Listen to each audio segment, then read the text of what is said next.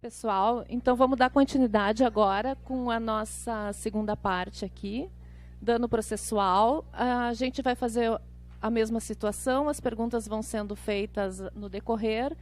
Nós vamos tentar fazer o intervalo, caso a gente deixe aberto, se acontecer o mesmo que de manhã, a gente faz da mesma forma, ou se der, a gente faz os 15 minutinhos de intervalo, certo? Então, com vocês, doutor Ney.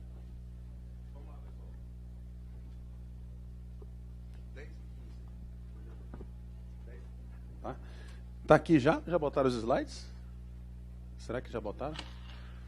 É sobre dano processual. Pessoal, vamos lá. De manhã nós vimos o que eu chamei de extracontenciosidade, né?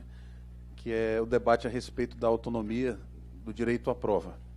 Hoje nós vamos refletir um pouquinho sobre a intracontenciosidade na perspectiva da ética. Vamos debater aqui aspectos relacionados ao conteúdo ético do processo e as reprimendas que o sistema disponibiliza para serem usadas. Bom, cadê o minha...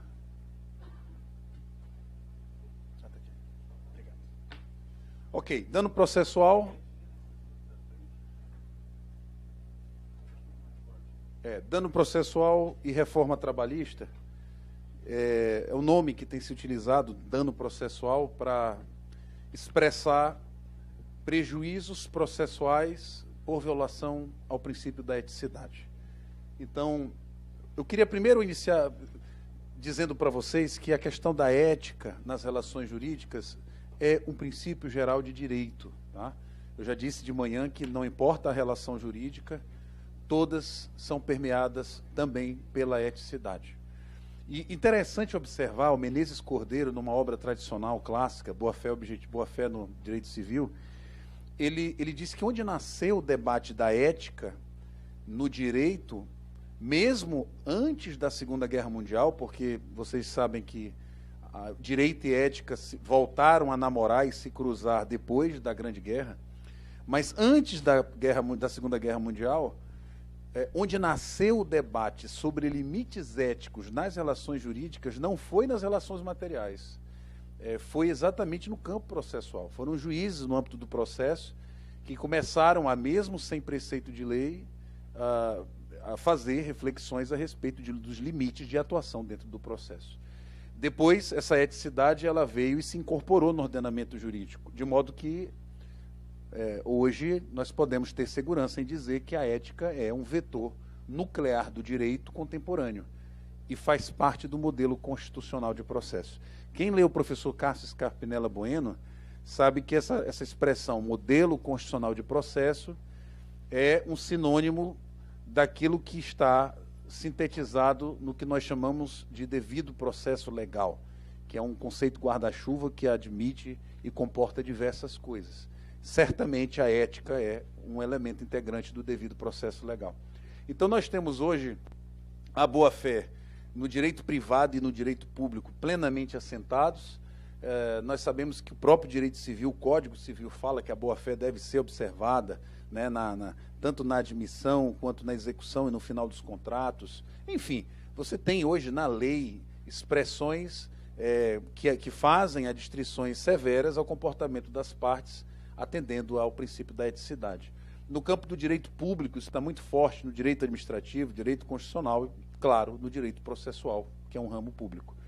Então, nós temos aqui o artigo 5º, 54, diz que ninguém será privado da liberdade ou de seus bens sem o devido processo legal. Eu já disse que isso é um conteúdo complexo. Aliás, o professor Juan Pique Runoy diz que uma das modalidades do devido processo legal, que ele chama de devido processo leal, dando ênfase a que não existe um processo legal se ele não contiver cláusulas éticas. Então, isto faz parte, portanto, de uma matéria de ordem pública. Isto é de interesse da sociedade. Isto tem magnitude constitucional. Então, isso não é uma preocupação do juiz trabalhista, nem é uma preocupação do juiz de direito. Na verdade, é uma preocupação da nossa sociedade, que as relações jurídicas, inclusive as processuais, sejam pautadas no ambiente de boa-fé e respeitabilidade. Você vê também os 78, que a todos no âmbito judicial e administrativo são assegurados a razoável duração do processo e os meios que garantam a celeridade de sua tramitação. Ou seja, se nós primamos por um processo que deve ser célere e que deve ter uma duração razoável, isso significa que ele não deve assimilar dilações indevidas. E a ética, ou melhor, a violação ética tem sido interpretado pela doutrina e pela jurisprudência como uma dilação indevida, né? A velhacada, né? A malícia, a manobra, a artimanha, né? Isso tudo faz com que o processo perca não só quantitativamente no tempo, mas também na qualidade do que ele vai produzir a título de sentença. Aqui o CPC incorpora a ideia de boa-fé no artigo 5º. O artigo 5º do CPC, assim como todas as normas de abertura do Código de Processo Civil 2015, são normas de sobredireito. O que são normas de sobredireito? São normas que se dirigem para todo o sistema jurídico. Esta cláusula de boa-fé do artigo 5º, que é uma expressão constitucional, né? A Constituição já o diz, nesses vetores que eu mencionei para vocês. Aqui nós só temos a materialização no processo civil de um dever de comportamento de boa-fé. Então, isto aqui, que qualquer um que participa do processo deve, não é pode, é deve, qualquer um, ele deve se comportar de acordo com a boa-fé. Isto é uma cláusula, ela é uma cláusula geral de boa-fé que se aplica para qualquer seara processual, e não apenas para a seara processual civil. Muito embora seja canalizado externamente na abertura do Código de Processo Civil, esta diretriz é para todo e qualquer processo, por isso que nós dizemos na doutrina que é uma norma de sobredireito, ou seja, tem aplicação plena em qualquer ramo processual. Então, esse início é só para demonstrar para vocês que a CLT, ao incorporar um capítulo próprio a respeito de boa-fé, eticidade, litigância de má-fé ou não, na verdade apenas se sintoniza de forma mais explícita aquilo que é um vetor inafastável do sistema jurídico atual. Tudo bem? Tranquilo? Então nós não estamos aqui fazendo, que coisa interessante, isso aqui é uma grande novidade. Não é novidade, até porque nós já aplicávamos litigância de má-fé e as reprimendas, mesmo sem ter isso agora na CLT. Já usávamos a CPC. Bom, vamos falar um pouquinho do CPC, até porque o que nós vamos falar do CPC se aplica praticamente ao processo do trabalho. Antecipando que, nesse particular, nós temos praticamente uma migração normativa. O que nós tivemos foi que o legislador reformista, ele pegou praticamente 95% dos regramentos do CPC a respeito de ética processual e simplesmente fez o aporte disso na CLT. Praticamente é isso.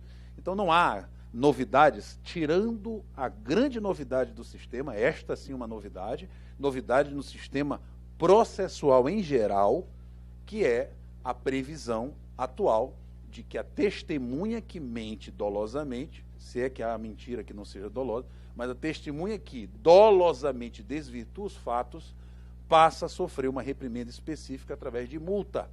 Eis aqui a grande novidade, não só no âmbito processual trabalhista, mas no âmbito processual em geral, porque não havia uma cláusula expressa e inequívoca com esse tipo de reprimenda para a mentira da testemunha. Para vocês terem uma ideia, já há juízes de direito fazendo a mão dupla, aplicando supletivamente a CLT no processo civil. Aplicando multa às testemunhas que estão mentindo no juízo lá na Justiça Comum. Então, mostrando, portanto, que nós chamamos de diálogo das fontes, né? Que o sistema... vejam bem, se a base é a ética, e se a ética é um vetor integrante do modelo constitucional de processo, portanto, a CLT fez uma aproximação mais forte da ética no processo. E o CPC se aproxima da CLT para assim ficar mais próximo da Constituição. Aqui, gente, quando eu falo para os alunos da graduação, é um movimento complexo. O direito hoje é em rede, né? Então, nós temos o diálogo horizontal entre os sistemas, o processo civil, o processo de trabalho, o processo penal, mas todos eles olhando para cima, para a Constituição, que é o nosso grande modelo constitucional. Então, a CLT trouxe essa regra novidadeira e o CPC, os juízes de direito, começaram, portanto, a aplicar essa incidência da CLT, essa regra, também lá, porque eles acreditam que isso intensifica um vetor processual constitucional, o da eticidade. Tudo bem? Isso é um caso que é bem interessante, porque...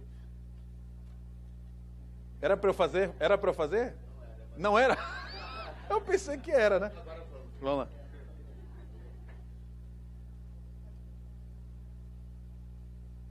Eu não sou muito fotogênico, não, mas de vez em quando não. Obrigado, amigo. Sim, vamos lá. Vamos ver um pouquinho do CPC, porque nele nós vamos ter alguns aportes interessantes. Primeiro, o artigo 77. Quem é que está abrangido subjetivamente no dever de boa-fé? Todos. Máxima abrangência subjetiva, tá? Todos. Por isso que o código do CPC diz, além de outros previstos neste código, são deveres das partes, de seus procuradores e de todos que de qualquer forma participem do processo. Todos. O servidor, o juiz, claro, as partes, os advogados, o transeunte, a testemunha, o perito, o assistente técnico, todos estão debaixo do dever de boa-fé. Esse dever de boa-fé é presumido, né? Você não presume a má-fé, você presume a boa-fé. Me lembro de uma vez, um caso, que nós precisávamos ouvir uma testemunha que era surda, muda, né? E precisava de um intérprete, aquela coisa, faz um tempão, mais de 20 anos. E aí nós ficávamos na dúvida, poxa, tem que pegar compromisso de dizer a verdade, o intérprete, onde é que a gente arranja um intérprete? E tinha uma servidora na vara, que falava, ela sabia a língua, né, do surdo-mudo. Então, a coisa mais simples do mundo, né? Então, a gente chamou a servidora, você sabe, ela declarou que sabia, que tinha habilidade técnica, e por ser servidora pública, por si já porta.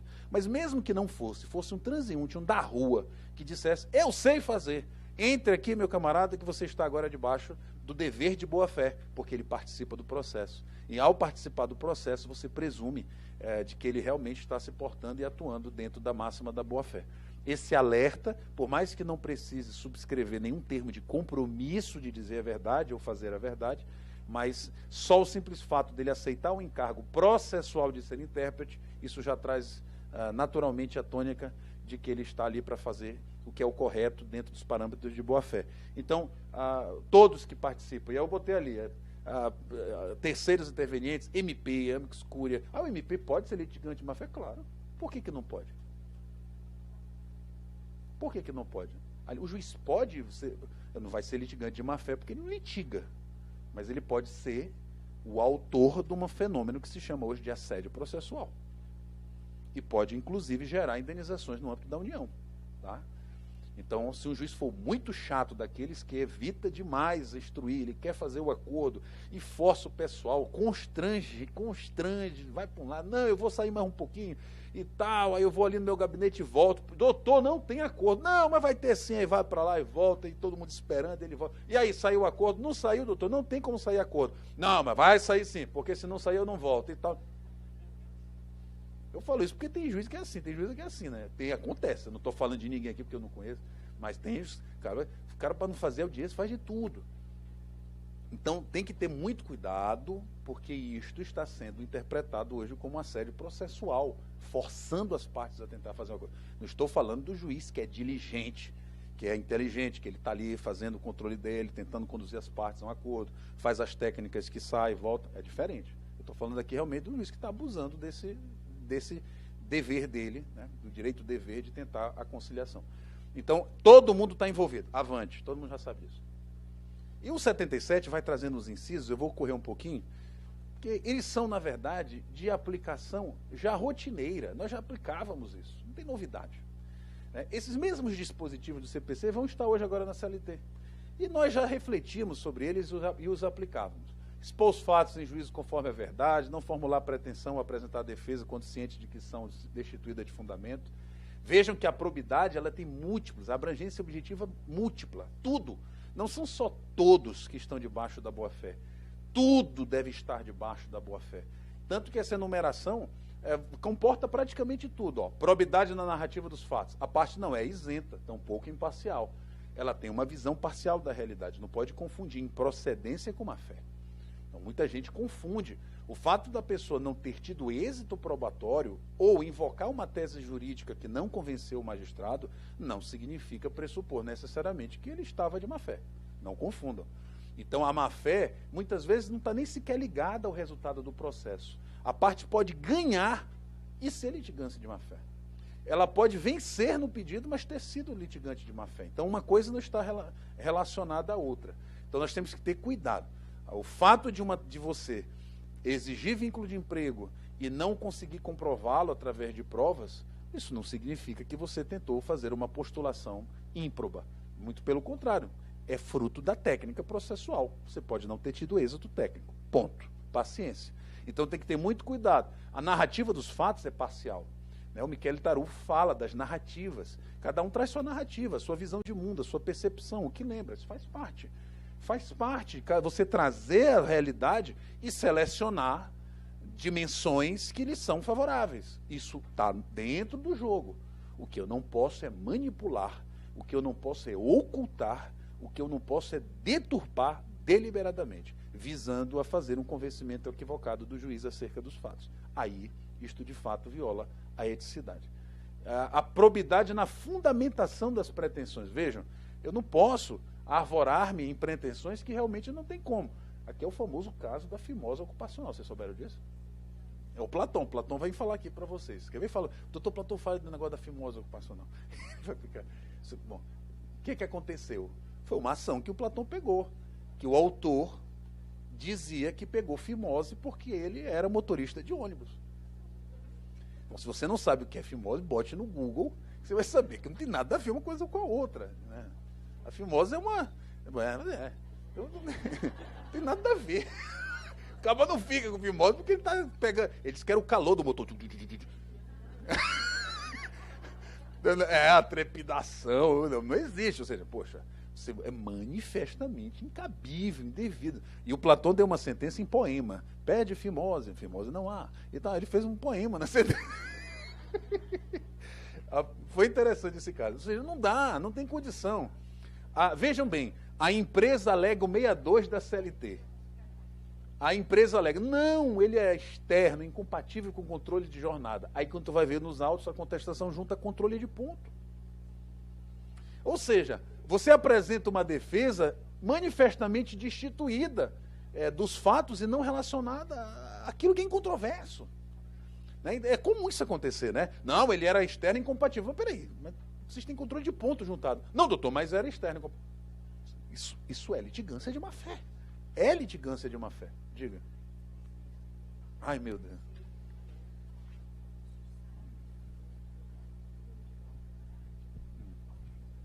Ela, não pode, ela falou antes do microfone. Pode continuar. Eu acho muito delicado, porque tem advogado muito mal preparado. E aí não é má-fé. E como dizia o desembargador Ricardo Gelling, às vezes é um defeito de nascimento. Sabe? Então, aí não dá. Mas aí é que tá, vejam. Vamos antecipar um debate. Não adianta nem mandar emendar, o advogado continua o mesmo. A litigância de má-fé está relacionada ao subjetivo ou ao objetivo? Ela demanda intenção ou ela demanda simplesmente condutas incompatíveis? Esse é um ponto. Ou seja, a litigância de má-fé demanda que eu averigue a dolosidade, a intencionalidade, ou basta que, dos fatos objetivos demonstrados nos autos, eu deduza que o comportamento viola o princípio ético processual. Este é um ponto muito importante. Tá? São as teorias subjetiva e objetiva. Então, assim, quando você diz assim, olha, infelizmente há uma falta de preparo técnico, não há uma intenção, mas simplesmente uma falha técnica. Mas aí é que está. Se você partir da teoria subjetiva, você não dá litigância de má-fé porque não houve intenção. Mas se você partir para a teoria objetiva, este elemento é de somenos importância. O que importa é a conduta incompatível entre alegar 62 e juntar cartão de ponto. Sim. Aí é o famoso erro em eligendo. Aí é o famoso erro em eligendo. Mas aí você dá uma pedagogia, o cara escolhe então outro patrono, porque na hora que ele começar a ser condenado, ele vai dizer, peraí, então...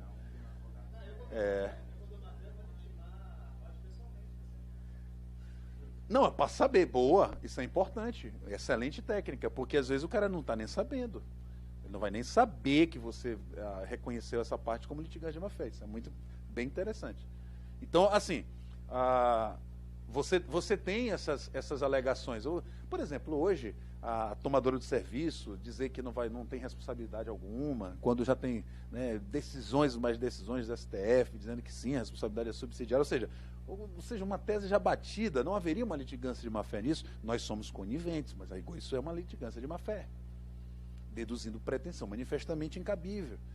Avançando. Não produzir prova, ou não praticar atos inúteis, desnecessários, ou seja, probidade na produção da prova. Não é só probidade quando postula ou fundamenta uma alegação. Também é quando ele tenta provar, né? Testemunha por carta rogatória. Uma vez eu peguei um caso que, nitidamente, a reclamada queria postergar o processo e ela era um caso simplesmente de um pagamento de salário que o advogado disse: doutor, eu vou postular uma carta rogatória para Portugal. Aí eu falei: doutor, mas como assim? Não, eu quero ouvir uma testemunha em Portugal porque... Eu falei: mas doutor, é salário, tem que ter recibo. Não, mas aí é o direito fundamental à prova. E aí como é que fica? Entendeu? Então, eu não estou dizendo que não possa se deferir ou indeferir, porque até porque na época eu não tinha isso, mas hoje não tem problema. Qual o número dela, doutor? Ligaria na hora e a gente ouviria a testemunha. Então acabou, mas na época não tinha isso. Eu indeferi, tá? Com base na duração razoável do processo e na condição de que o recibo, o salário se paga primariamente com recibo, excepcionalmente. Eu fiz esse indeferimento porque eu conjuguei com outros fatores e percebi que isto era uma sacada para postergar o processo e, né, atrapalhar o trâmite do processo. Mas tem que ser uma coisa muito bem fundamentada, não pode ser achismo, né? Tem que ser uma coisa bem fundamentada. Então, exame pericial que nada constata, cuidado, às vezes... Como é que fica essa situação? O cara chega todo entrevado lá, coluna machucada, doutor, isso aqui é doença ocupacional, aí a perícia vem dizendo: não tem nada. E aí? Como é que fica? Nós temos que ter cuidado. Às vezes, por exemplo, o perito não certifica a existência da enfermidade no gravame que o autor disse na inicial, ele exagerou. Às vezes, a sensibilidade dele está aflorada, mas não quer dizer que ele não tenha dor. A outra é ele dizer na petição inicial que está imóvel, né, está sem condições de andar, e a perícia falar que ele nunca teve esse tipo de problema. E isto é um indício sério de violação do conteúdo ético do processo. Vai. Mas olha, vou dizer para vocês uma coisa. Eu já fiz um caso que o cara disse que não se movimentava, chegou de cadeira de roda, e o reclamado, na hora, puxou o celular e disse: doutor, é constrangedor, mas assista esse vídeo. Foi ele chegando no fórum hoje. Ele veio andando. Desceu do carro e tal. Todo serelepe, todo faceiro. Puxou a cadeira, sentou e veio. Doutor, eu quero desistir da ação. Não. Agora já foi. Depois a gente vai ver um caso aqui que eu vou falar para vocês se o acordo pós-violação ética anula a multa por litigância de má-fé. Né? Ou seja, já violou a ética. Eu quero fazer um acordo. Ah, tá bom, vamos fazer um acordo. Tá. Vamos ver se é possível. Bom, avançando aqui. Cumprir com exatidão as decisões judiciais de natureza provisória ao final, não criar embaraços à sua efetivação, óbvio. Não praticar inovação ilegal ao estado de fato do bem ou direito litigioso. Aqui dá para enquadrar a alteração do local ou maquinário objeto da perícia. Vão fazer uma perícia, maquiam, né, mexem na coisa, tentam ludibriar o perito. Isso tudo está aqui dentro. Declinar no primeiro momento em que lhes couber falar nos autos. Aqui, questão de endereço, fornecimento de endereço. Enfim, essa inspeção judicial e o uso do telefone celular, tem um caso interessante de um amigo. Ele decidiu fazer uma inspeção judicial e disse aos advogados: doutores, como medida de cooperação processual, rogo aos colegas, não determinou nada.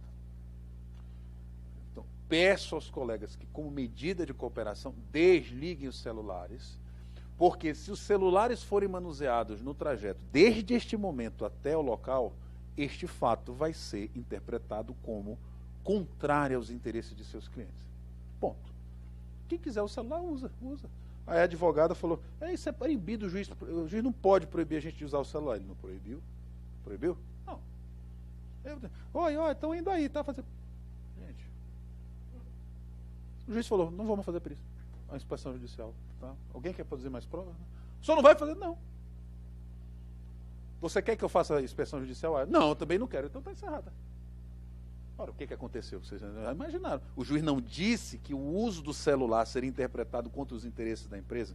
E mesmo advertido, a advogada deliberadamente não violou, não ligou para a empresa dizendo que iria lá, ele voltou atrás da inspeção e já tinha um elemento probatório suficiente para condenar a empresa. Porque ele tinha feito a penalidade, ele tinha escrito a penalidade para aquele tipo de ato.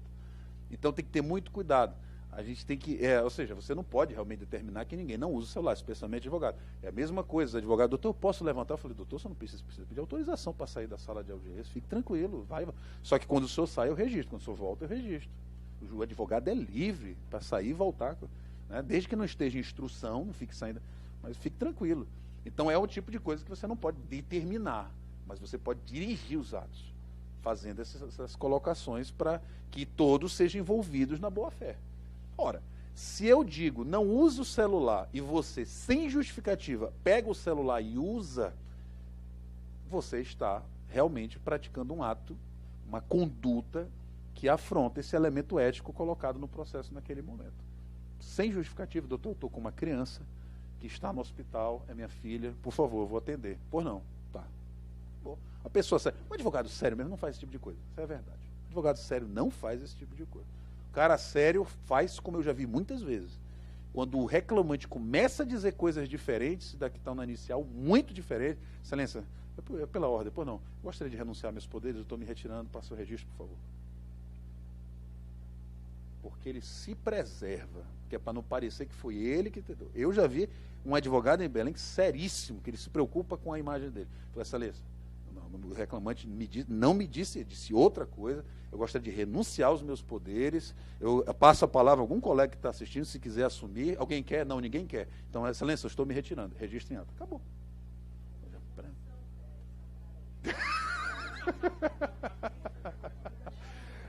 Não acontece isso aqui, não? Não. Bom, vamos lá. Avançando. Considera a litigante de má-fé, a gente já viu aqui, né? Deduzir pretensão de defesa contra texto expresso de lei ou fato em controvérsia, alterar a verdade dos fatos, usar do processo para conseguir objetivo ilegal, opuser resistência, cuidado, gente. É porque isso aqui, puxa, dá tanta coisa para a gente discutir. Os juízes novos, muito cuidado. Porque é o seguinte, uma empresa muito recorrente, muito acionada e que sempre aparece para contestar. Um dia ela não aparece. Revelia. Vocês têm que ter assistentes de secretários de audiência muito afinados, muito atentos. Quando acontece uma coisa diferente, e aí o meu secretário veio comigo, doutor, é o seguinte, essa empresa sempre vem, sempre contesta, desta vez ninguém apareceu, embora intimada. Pois não, a causa é de 2,5 milhões de reais. Você já sabe, né? É jogada. Então, qual era a situação concreta deste caso? Que nós captamos na hora. Havia um imóvel de 2,5 milhões de reais penhorado na vara, que estava sendo submetido, que ia ser submetido a leilão, para atender a vários processos de 2 mil, 3 mil, 5 mil, 6 mil, 20 mil. E uma pessoa entrou com uma ação a mando do sócio para, através de uma revelia, conseguir um título judicial de 2,5 milhões e esta pessoa ir lá e adjudicar o imóvel. Com isso, ele salvaria o imóvel. Então, na hora. Ou seja, não é comum a revelia da empresa. É incomum também a causa de pedido deste processo e o seu pedido, alcançando a cifra milionária. Este juiz é sabedor que aqui há um imóvel. Intime-se o Ministério Público, transfere essa sessão. Acabou. O Ministério Público vem dizendo, na forte dos indícios de fraude, extingue o processo sem resolução do mérito, pelo forte indício de que há conluio.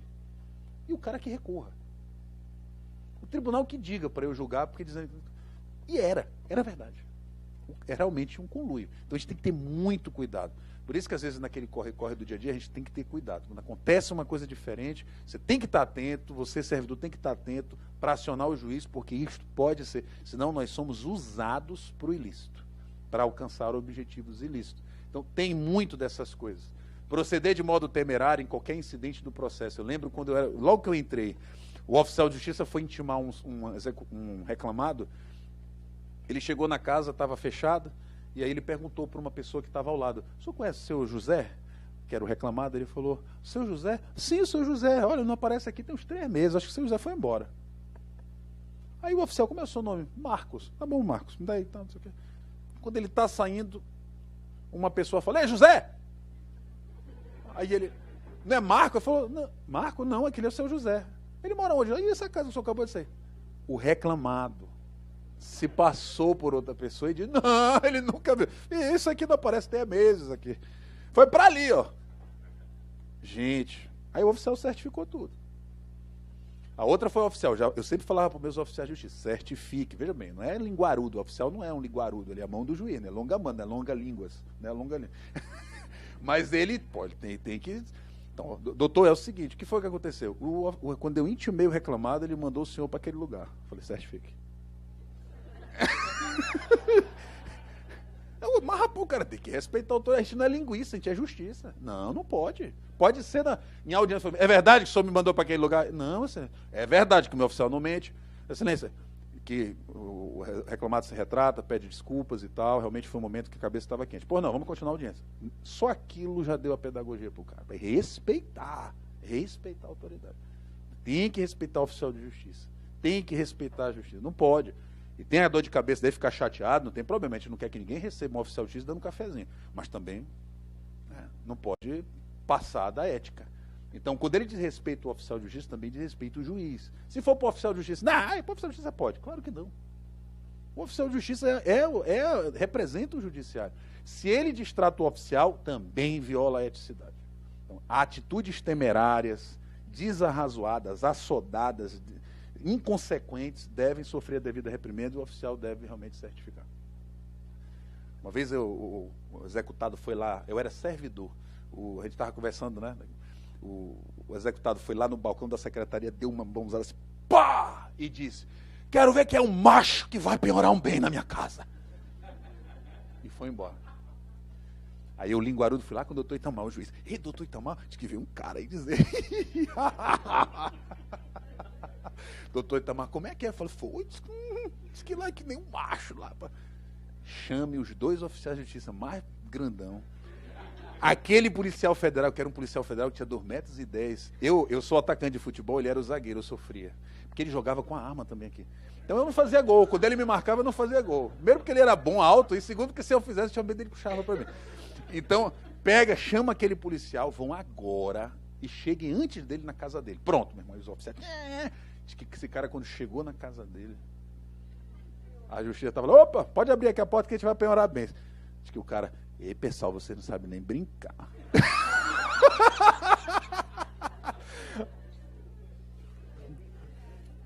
Olha, essas pequenas atitudes, isso fica conhecido na cidade inteira.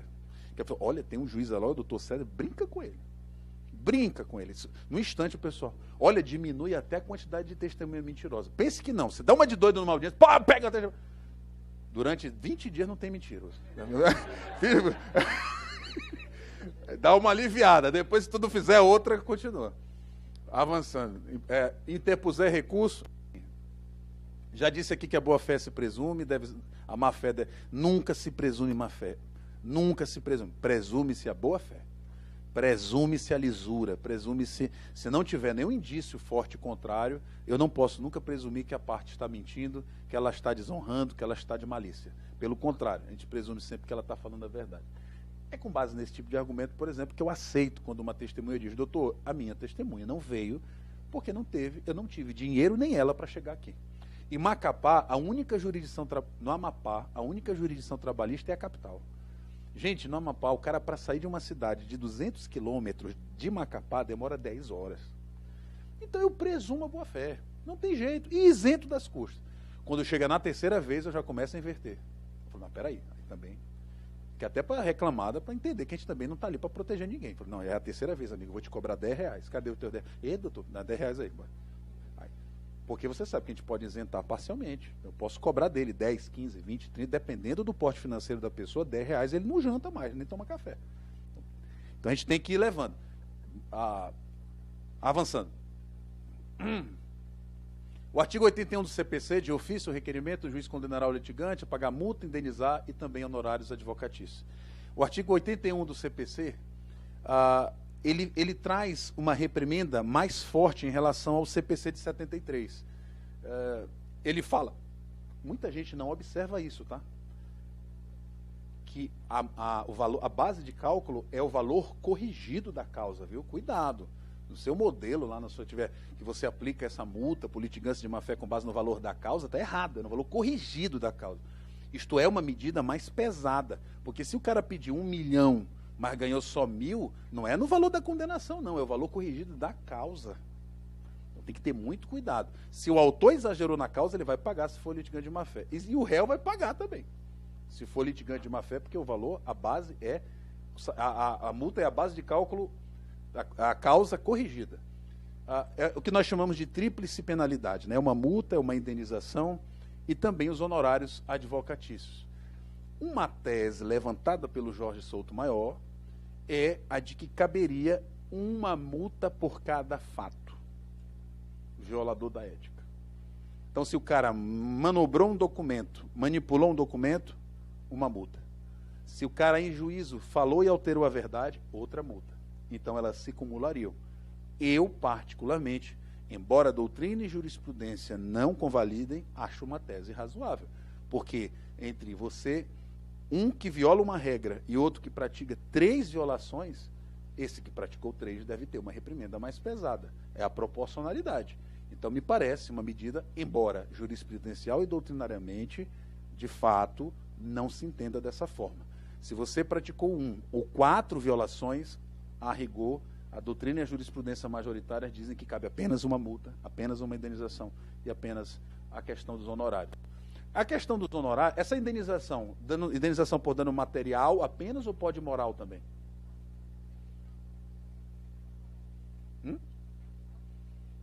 Você sabe que essa indenização é apurada nos próprios autos, né?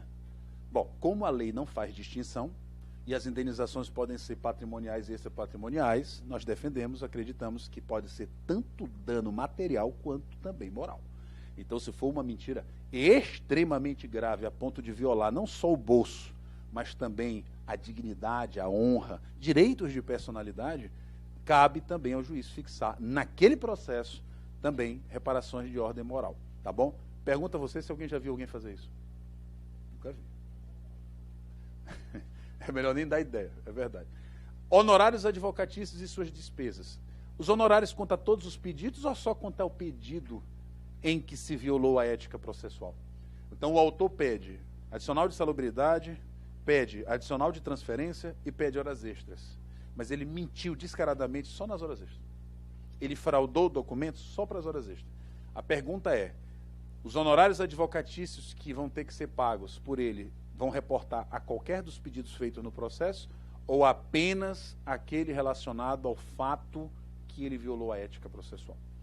Tem entendido a doutrina e a jurisprudência, porque você deve dar interpretação restritiva a penalidades, que essa questão do encargo vai ser centrada ao pedido em que houve a violação ética processual. Então, este é mais um exemplo, tá, gente, de que o resultado da demanda quanto a esse pedido não vai interferir em quem vai pagar os honorários. É sempre quem violou a ética processual. Então, mesmo que o autor ganhe nas horas extras, apesar de ter mentido, apesar de ter... ele pode ganhar. Ainda assim, ele vai pagar os honorários os honorários advocatícios, porque ele violou a ética processual neste particular. Deu para entender? Eu fazer uma pequena incongruência para ver. A multa, se o valor da causa, ela se compensa sobre o valor do pedido? Pode ser, porque aí eu vou aplicar a base de cálculo da multa é o valor corrigido. O dos honorários não, né? Então veja que aqui, ó, multa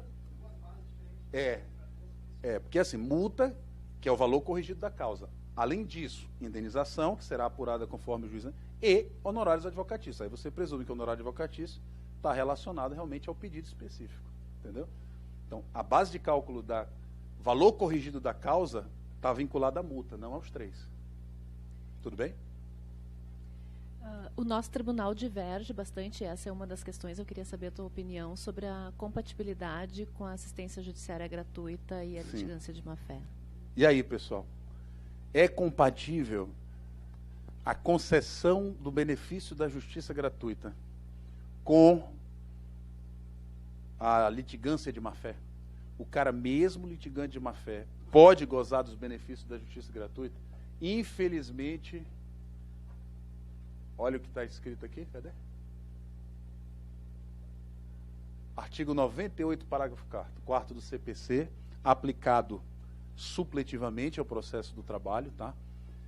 Diz que não há incompatibilidade entre essas figuras.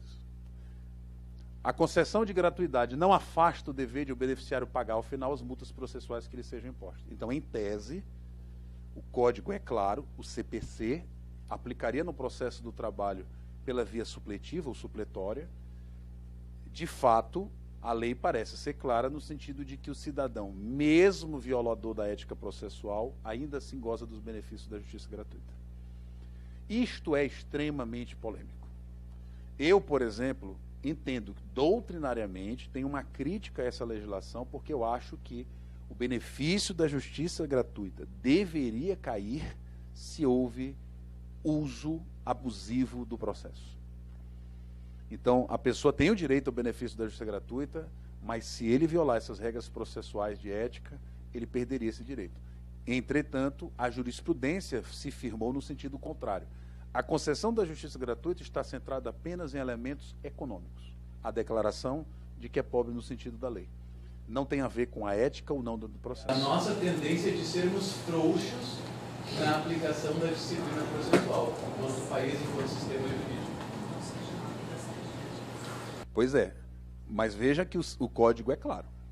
O código diz o seguinte: tu podes até condenar, tu podes até cobrar essa multa, mas que o beneficiário é beneficiário da justiça gratuita, mesmo litigante de má-fé, ele é. Então, a rigor, eu não sei qual é o fundamento que eles usam, né? Porque a legem habemos, né? Nós temos lei. Uma lei aplicada supletivamente, mas tem lei, que é o parágrafo 4º do artigo 98 do CPC. É criticável doutrinariamente, mas é a lei que temos. O CPC 2015, de fato, estabeleceu essa regrinha, que eu acho que fragiliza o aspecto ético do processo, que deveria ser valorizado. Cadê? Onde é que eu estava? Ah, sim. Vamos lá, avançando aqui. Como é que estamos de tempo ainda, né? Ah, não, tem bastante tempo, 35 minutos. Então vamos avançando. Litigantes de má-fé, regime geral, já falei. Quando forem 2 ou mais os litigantes de má-fé, o juiz condenará cada um na proporção de seu respectivo interesse na causa, ou solidariamente. Quando o valor da causa for irrisório. Gente, isso aqui é besteira, está na lei, né? Tudo bem? Podemos avançar para a gente? Está na lei. Qualquer coisa que a gente já aplicava, isso está na CLT agora.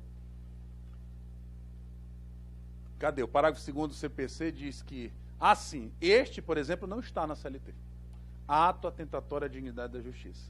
Daí o porquê que o regramento da eticidade processual não se esgota na CLT. A gente continua se valendo do CPC, tá? Aqui é um exemplo. Ato atentatório à dignidade da justiça não veio para a CLT. Isso não se aplica ao processo de trabalho? Claro, se aplica através do 769 da CLT. Ou seja, há uma omissão e há uma compatibilidade, porque a ética também é um vetor do processo do trabalho. Então, a violação do disposto nos incisos 4 e 6, quais são os 4 e 6? Está aqui, ó. Cumprir com exatidão decisões judiciais de natureza provisória ou final, não criar embaraços à sua efetivação e não praticar inovação legal, estado de fato de bem.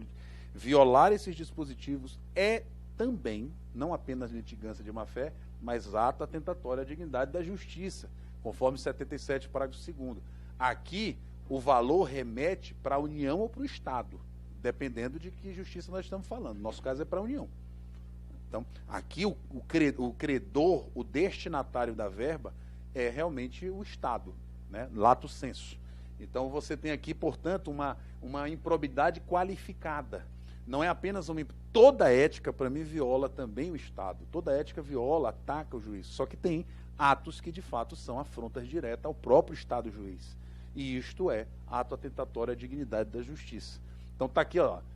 Sem prejuízo das sanções criminais, civis e processuais, multa de até 20% do valor da causa, de acordo com a gravidade da conduta. O juiz tem essa tarifação para fixar. Pode acumular esta com a litigância de má-fé? Não só pode, deve. Então, o juiz pode não apenas reconhecer a litigância de má-fé e reverter o valor à parte contrária, como também pode reconhecer o ato atentatório à dignidade da justiça e estabelecer esse valor a favor da União ou do Estado. Não, aqui fala o quê? Não, ele fala em 20% do valor da causa. Aliás, é um questionamento que eu boto aqui. Por que aqui também não é do valor corrigido? Acho que foi uma incongruência. Se para a parte o valor tem que ser corrigido, por que para a União e para o Estado não deveria ser também valor da causa corrigido? De todo modo, cuidado nas minutas de decisões de vocês, porque se você bota do valor corrigido, o cara reforma isso no tribunal, porque na lei fala do valor da causa. Quanto a essa acumulação da litigância de má-fé e da multa por ato atentatório, lhe pergunto, seriam em momentos diferentes do processo ou eu posso aplicar elas ao mesmo tempo? Pode, ao mesmo tempo. Ao mesmo tempo. Aí já começa a engordar um pouco. Porque aí é o seguinte, o mesmo ato, e isso naturalmente ocorre, ele provoca essa infração ética qualificada, não só referente à parte, mas frente ao próprio Estado de juiz. Por isso que é a dignidade da justiça. Então você pode, ao mesmo tempo, aplicá-lo. Como também nada impede que você aplique em momentos diferentes. Então você pode reconhecer a litigância de má-fé e só lá na frente, por um ato, um ato temerário, por exemplo, na hora de cumprir uma tutela provisória, de reintegração no emprego, por exemplo, a empresa malandramente tenta evitar que o trabalhador assuma suas funções, ali você reconhece que também é um ato atentatório à dignidade da justiça. Então, nada impede que temporalmente sejam em momentos diferentes. Não tem nenhuma exigência de que seja ao mesmo momento, não há nenhuma exigência nesse sentido. Aqui tem alguém que coloca o seguinte, será que isso pode ser usado para penalizar transeuntes, infiéis depositários? Então você sabe que o infiel depositário, infelizmente, aqui foi um elemento de esvaziamento ético profundo quando o Supremo erroneamente, me perdoe a minha liberdade de cato, mas erroneamente entendeu que não pode mais prender também o infiel depositário. Uma coisa é um infiel depositário contratual, e este era o caso que o Supremo estava julgando. Só que ele, analisando um caso de infiel depositário contratual, estendeu a figura para qualquer infiel depositário, inclusive o judicial. Aí é diferente, o judicial o cara assume um ônus público, é diante de um processo. Infelizmente isso esvaziou. Eu me lembro que eu ainda cheguei a atuar, eu era servidor ainda, quando nós tínhamos ainda a competência de prender, e isso era, em 24 horas a ação estava paga, o processo estava pago. Você mandava prender, o cara arranjava dinheiro não sei aonde, 24 horas estava pago. Era o melhor instrumento de execução que nós tínhamos. Então, aí, depois nós ficamos debatendo, o BU, que vocês sabem, é o grande nome no Brasil sobre execução. O que a gente aplica ao fiel depositário, ao infiel depositário? Uma das possibilidades é essa multa por ato atentatório de dignidade da justiça. Olha, se eu digo para você cuidar do bem e me entregá-lo em condições de uso, e você vende o bem na maior cara de pau, ora, tu pode não ser o executado, pode ser só o infiel depositário, mas você, eu ia dizer a Bíblia, né? O CPC, agora a CLT, não diz que todos devem participar com base na boa-fé, inclusive o fiel depositário. Ora, sobretudo o fiel depositário. Então, cabe a ele também, tá? Aqui cabe. Quando ele causa embaraço à efetividade do título judicial, ele está resistindo. E aí, temerariamente, quando ele vende sem autorização do juiz o bem, penhorado. Vocês estão acompanhando? Então, é possível, sim, aplicar ato atentatório à dignidade da justiça frente ao fiel depositário, ainda que ele não seja executado. Aqui vocês fazem isso? Eu acho que... alguns aplicam. Pode ser, cobrar dele, exatamente. Enfim, avançando. CLT. Bom, a CLT, gente, o que nós vimos aí para o CPC praticamente se aplica aqui para a CLT, tá? Tudo que nós vimos ali, tirando essa besteirinha aqui, ó, que agora fala reclamante e reclamado, né, em vez de autor e réu, na verdade adaptando ao processo de trabalho, e aqui no parágrafo 2º do 793C, é uma mera migração, tá, do CPC para cá. São esses dois pontinhos que mudam. Quando ele fala que quando o valor da casa for irrisório ou inestimável, a multa por litigância será em até 2 vezes o limite máximo dos benefícios do regime geral, que é até um pouquinho maior que o do CPC.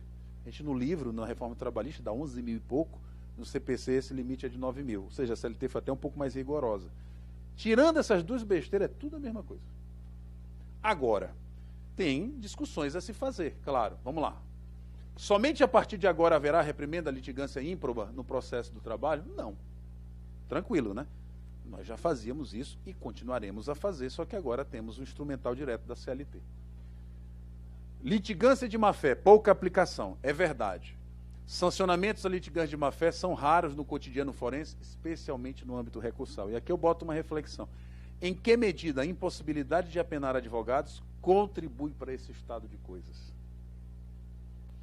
Essa impossibilidade de nós condenarmos solidariamente o advogado, em tese, faz com que muitas vezes você reflita, poxa, eu vou condenar a parte sabendo que o erro é técnico do advogado, foi o advogado, e aí isso faz com que a gente recue muitas vezes nas reprimendas, e eu acho que esse recuo é equivocado. Eu acho que o recuo é equivocado. Nós deveríamos fazer a reprimenda da parte, infelizmente, ela escolheu mal o profissional. Ela tem que ter o direito de também tomar conhecimento da qualidade técnica dos profissionais que seleciona. Faz parte. Então, a gente tem a litigância de má-fé e tem um problema que é geral. O primeiro grau sanciona e o segundo grau retira. Isso parece realmente bastante recorrente. Então, a leitura que o primeiro grau faz e a leitura que o segundo faz quanto à reprimenda ética dentro do processo. Eu passo por esse Brasil aí, é sempre a mesma queixa. Não sei identificar onde é esse problema, mas há realmente um problema no âmbito dos tribunais de uma dificuldade de afirmar e reafirmar a autoridade do juiz do primeiro grau quando fazem as suas reprimendas éticas. Não estou dizendo que o primeiro grau está sempre certo. Eu só estou dizendo que parece que há fortes indícios de que a presunção é que ele está sempre errado. Quando ele sanciona a parte de litigância de má-fé. E quem está ali no dia a dia, quem está ali no enfrentamento, outro dia, não sei se vocês viram, divulgaram um vídeo de um preposto fazendo um depoimento, que o juiz dá uma ralhada nele e fala, cala a boca, não sei o quê. Bom, realmente, analisando ali o recorte, foi um abuso. Só que eu fui na hora no grupo que eu falei, colega, mas peraí, eu não sou menino também não. A gente não sabe o que aconteceu antes, a gente não sabe o que foi esse processo, qual é o contexto, a gente não sabe. Então eu não posso julgar o colega por um retrato de 2 minutos numa audiência. Aparentemente ele foi arbitrário, mas eu não vou agora dizer crucificar o colega, porque eu não sei o que é o contexto do processo. Eu não sei o que esse cara falou antes, se ele mandou o juiz para aquele lugar, não sei se já tem uma rusga entre eles, se a empresa... Entenderam? Então a gente tem que ter muito cuidado. Esses recortes, né, essas imagens fotográficas de momento, a gente tem que ter muito cuidado, porque a audiência é uma coisa mais complexa. Né? Então, a gente tem, digamos assim, essa dificuldade. E aí vem a questão, isso vai mudar com a reforma trabalhista? Tem mudado. Porque parece que a ideia é que a gente sancione mais. Essa ideia da reforma trabalhista de que a Justiça do Trabalho é uma mãezona e todo mundo vem para cá, né, mesmo que não tenha direitos, parece que alguns colegas assumiram essa ideia e decidiram agora sentar a puia nos trabalhadores. Aí não está certo também. Aí é uma questão, ou seja, tanto está errado quem nunca aplicou, como está errado quem agora diz que vai aplicar sempre. Não é por aí. Senão banaliza a figura. Você tem que aplicar quando deve ser aplicada. Quando realmente você tem convicção e, fundamentadamente, puder demonstrar isso convincentemente, que a pessoa violou a ética do processo. Então, a partir de agora, então, no início teve colega julgando, por simplesmente julgar improcedente, dando a litigância de má-fé. Porque agora a CLT exigiu uma reprimenda pedagógica. Não existe isso. Onde é que está escrito na CLT que o juiz agora deve fazer reprimendas pedagógicas aos litigantes na Justiça do Trabalho? Não está escrito isso. Então, parece que a legislação é a mesma, só migrou para a CLT, mas existe um espectro de mentalidade aí que está querendo nos arrebatar, né? Para a gente ser mais rigoroso. É complicado isso. Né? Então, me parece que a gente não pode perder o tino, o equilíbrio. Nós temos que julgar com imparcialidade, com justiça. Nenhuma pressuposição ideológica deve nos dirigir. A gente não deve partir do pressuposto que o trabalhador é sempre coitadinho, nem é sempre malandro. E a mesma coisa para o empregador. Nem nunca ele é coitadinho, nem nunca malandro.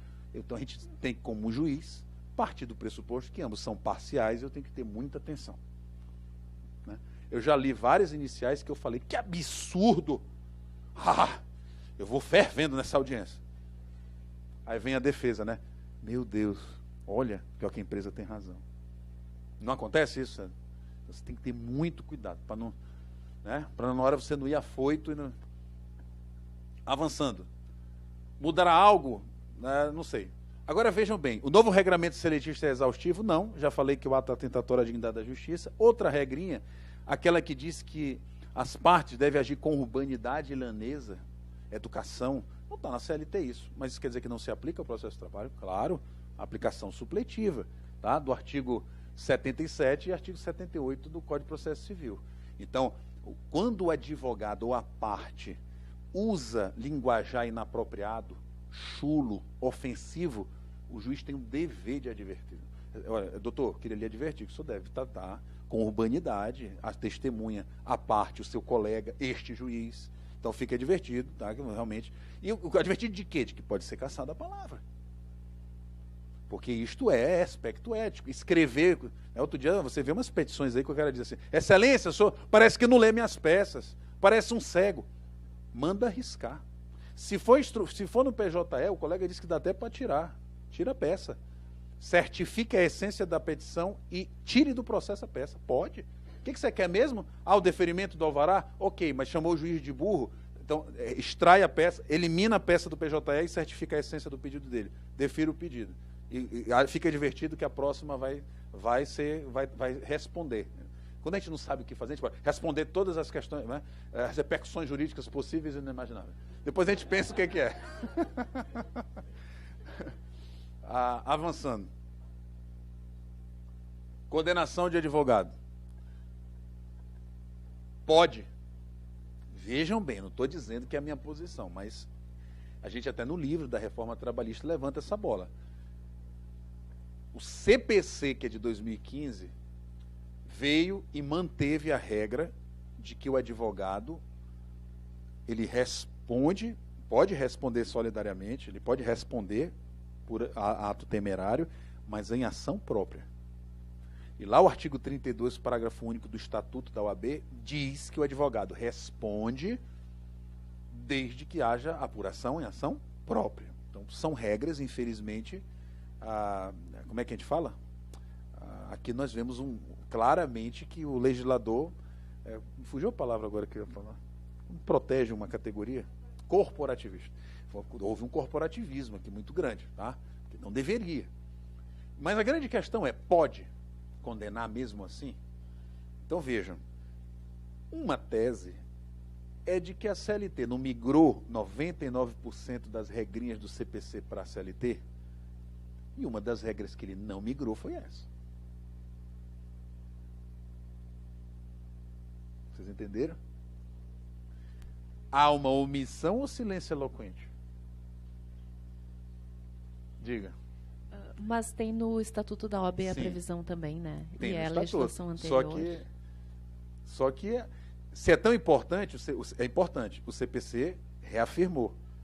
Por que a CLT não reafirmou? Eu sei que eles não lembraram disso, né? Mas, bom, enfim, de um debate.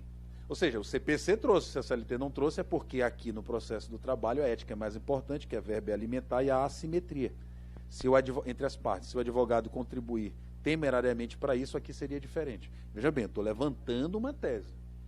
Tá? Então, em tese, a CLT não trouxe essa regra, seria, portanto, um silêncio eloquente, logo caberia a condenação. Agora, mesmo que se entenda que não cabe, eu acho que há possibilidade, sim, de nós condenarmos nas situações teratológicas, absurdas, extremamente grosseiras. Exemplo, isso aqui foi um caso público, numa cidade do Pará, 2 advogados se uniram, ingressaram com 300 e poucas ações trabalhistas, lá o local era muito assoberbado, a pauta era mais de 1 ano, eles ingressaram com as ações e pediram antecipações das sessões inaugurais porque tinha um acordo. Os juízes atarefados, meu amigo, graças a Deus, pode antecipar tudo. Chegaram lá, a empresa chegou com preposto, assinaram o acordo. Doutor, os trabalhadores estão em outro lugar e tal, não podem vir, não tem problema, todo mundo tem boleto para ti. Depois se descobriu que não havia nenhum trabalhador, que as procurações eram falsas e que havia um conluio entre os advogados e o preposto da empresa para dividir o dinheiro. Isto foi um caso que foi descoberto, virou um assunto polêmico, ações rescisórias, todos os acordos foram por ação rescisória rescindidos, anulados, e no TST houve uma discussão a respeito da condenação desses advogados solidariamente como litigantes de má-fé. Infelizmente venceu a tese de que não havia possibilidade de condenar. Para mim, era um caso que cabia, porque os advogados confessaram Então, veja bem, eu vejo na perspectiva teleológica dos objetivos da lei. A Lei de Introdução às Normas do Direito Brasileiro diz que a gente deve atentar aos fins sociais. Qual é o objetivo do legislador ao estabelecer a regra excessivamente protetivista, mas está lá, é uma regra, de que, em face do advogado, ele precisa de uma apuração em ação própria para ser condenado. Porque lá nessa ação própria vai haver uma apuração e um contraditório e uma ampla defesa, não é isso? Agora vejam bem, se num caso concreto eu tenho uma confissão do advogado, que apuração vai se fazer? Vocês entenderam?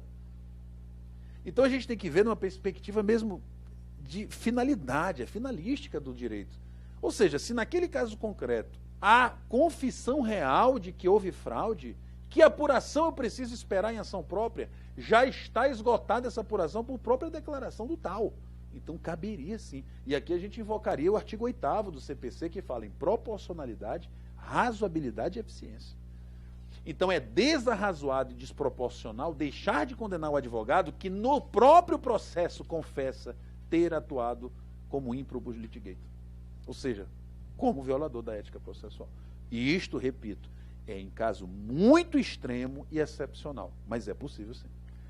Professor Ney, tem precedentes persuasivos, claro, conflitantes aqui no nosso tribunal. Houve 3 turmas diferentes, no caso de um famoso escritório de advocacia aqui da capital, que eu acho que foi da vara do doutor Eduardo Viana Xavier, 23ª, eu acho, né? Que certificou, quinta, tá. Certificou que, não, era 23 processos, lembro porque eu usei também a certidão dele, porque o mesmo escritório tinha processo lá comigo. Todos os processos eram iguais. Todo mundo era 12 horas de jornada. Né? 12 horas ou mais, só mudava os nomes das partes. Sim. Podia ser balconista, podia ser padeiro, podia ser operador de indústria, podia ser jogador de bolinha de gude, qualquer coisa. Era 12 horas de jornada e os outros pedidos também eram mais ou menos iguais. Daquela petição toda se tirava 3, 4 pedidos que realmente eram do caso concreto. Então ele se deu conta disso, o colega certificou e daí ele aplicou em 3, 4 casos a condenação por litigância de má-fé solidária, o advogado, com base, eu acho que no caput ali do 77, se não me engano, que menciona os advogados do CPC, ainda não tinha reforma trabalhista, né? E teve 3 turmas do tribunal que acolheram a condenação solidária do escritório de advocacia. Eu tive 2 meus em que eu com o mesmo fato, que também julguei da mesma forma, só que eu não coloquei condenação solidária, eu coloquei condenações individuais, ou seja, o escritório de advocacia e os advogados que atuaram a litigância de má-fé e a parte, separadamente, a litigância de má-fé. Porque o advogado estava jogando a condenação para a parte e ele estava continuando a delinquir. Sim. Eu mostrei as datas, né? Sim. Que ele já tinha sido condenado, transitou em julgado 3 ou 4 ações contra o escritório e eles não deram a mínima bola, continuavam ajuizando ações idênticas. Sim. E daí, um não foi julgado ainda dos meus e o outro foi derrubado com base no artigo 32, que teria que ser em processo separado, embora se reconheça que a má-fé é eloquente, está comprovado. Nesse caso houve confissão, não? Não houve confissão, mas tem são 32, quase 30 processos. Né? Exato. Mas mesmo assim, eu acho que aí, se não há confissão, é difícil. Mas enfim, eu acredito que é possível, nesse caso que eu mencionei para vocês, que haja a confissão, o cara foi lá, não, realmente a gente fez isso e tal. Tem mais o que apurar.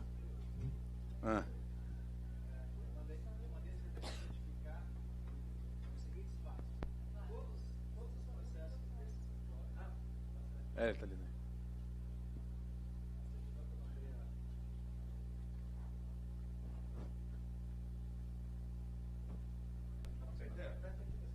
Alô.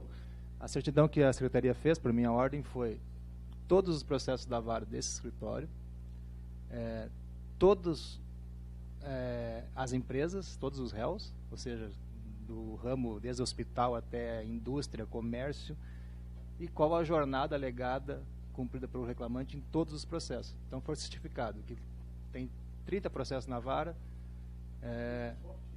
com 10 empresas diferentes, com reclamantes de atividades diferentes, em todos eles o reclamante faz 12 horas por dia, segunda inicial.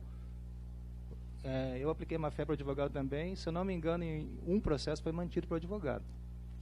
Nos demais foi retirado, ficou só para... Acho que tem que tomar... tem que tomar uma atitude. Tem que tomar uma atitude, né? E exatamente. Se você tem convicção de que há realmente a violação ética, tem o ato temerário, a gente não... Não, a certidão é do servidor, né? O servidor fez a certidão, mas eu estou falando... A confissão que eu falo é do próprio advogado, né? Que não tem. Né? Ele não falou... No momento que ele fez o... Avançando. O que mais aqui? Momento de aplicação da... A legitimidade de prestação própria, quem? Boa pergunta. O que vocês acham? A gente manda para a OAB? É a União, né? É verdade. Agora, veja bem, quando a gente... eu não sei se existe. Quando a gente manda para a OAB, no máximo sai lá uma advertência para a pessoa, e quando sai, né? Ali fica... Eu nunca vi. Será que existe uma ação? No máximo, um advogado da parte contrária, e que a parte contrária tenha sido extremamente prejudicada, mas dificilmente... É verdade. É verdade. É verdade. Bom, qual é o momento de aplicação da reprimenda ética processual? Cuidado. Tem gente que pensa que é só na sentença. Não é. Quando eu era substituto, às vezes a gente ia para uma vara e você fazia instrução e por algum motivo não terminava a instrução. Tinha você pedia um ofício ou ouvia uma outra testemunha, não sei. Mas eu, às vezes, quando eu tinha certeza de que houve litigância de má-fé, eu registrava logo em ata. Por exemplo, o reclamado, o preposto, nitidamente mentiu para mim num certo ponto. Vamos imaginar o seguinte: o preposto diz que a loja é vermelha. A testemunha dele vem e diz que a loja é branca, confirmando a tese do reclamante. Isso aqui eu estou criando um caso. Aí poxa, tudo bem. A testemunha da empresa veio e confirmou a tese do reclamante. Logo, o reclamante tem razão. Mas espera aí, esse preposto disse que ele é vermelho. O cara está mentindo. Né? Então, a gente vai além da simples questão de quem tem razão ou não no processo. Eu também vou na questão de que alguém está me fazendo de besta. Então, preposto, vamos lá. Você não disse que era vermelho? Como é que agora a sua própria testemunha diz que é branco? Não, doutor, é vermelho. Tá bom, vamos ouvir a próxima testemunha da empresa. Ela entra, a primeira pergunta que eu faço: é branco ou vermelho? É branco, sempre foi branco. Ah, sempre foi branco. É branco ou vermelho? Aí ele: ah, doutor, desculpa, é vermelho mesmo. Ah, desculpa, é vermelho. O senhor lembrou agora que é vermelho? Não, não, realmente sempre foi branco. Sempre foi branco, eu que disse que era vermelho. Ah, beleza. Ah, mas tem uma carta precatória para ver, não é uma testemunha por carta precatória? Tem, mas eu já registro em ata. Tendo em vista, aí eu registrava tudo isso e colocava: violado está o conteúdo ético do processo. Ponto. Negrito e sublinhado. E ia embora. No próximo juízo, o cara que fosse sentenciar, ele não tinha como não dar a litigância de má-fé. Vocês entenderam? Não tinha como não dar a litigância de má-fé. Porque o Estado, o juiz, disse que houve litigância de má-fé e está registrado em ata. Vocês entenderam? Então não é só em sentença. Eu posso registrar isso porque, como eu não vou sentenciar, eu já deixo consignado em ata para o colega que vai sentenciar sentar apoio na empresa. Ou se for o reclamante, ou não reclamante. Vocês entenderam? Então, é possível fazer isso com maior tranquilidade. Poderia. Eu poderia ter feito a imposição da multa, dado prazo para eles fazerem o pagamento, sob pena de secreto. Poderia. Também é possível. Juridicamente, plenamente possível. A litigância de má-fé e tutela provisória de evidência. Gente, eu não vejo... Alguém já fez aqui? Tutela de evidência por violação ética. Você sabe que uma das hipóteses da tutela de evidência é quando a empresa invoca um aspecto manifestamente infundado, viola a ética do processo. Eu nunca vi. Por exemplo, a empresa alega que é 62 da CLT, mas junta cartão de ponto. Típica hipótese de caso que o juiz já pode fazer a tutela de evidência. O que é a tutela de evidência daí? Mandar pagar as horas extras, na hora. Ah, mas tem uma carta precatória para ouvir uma testemunha sobre o tema de uma possível justa causa. Ok, mas vai pagar agora as horas extras, pelo menos no valor de tanto. Papá. Vocês entenderam? É possível. Tutela de evidência por violação ética do processo. A gente não faz, mas é um instrumento que está aí para todo mundo fazer. Acordo envolvendo verba trabalhista, efeito sobre a litigância de má-fé.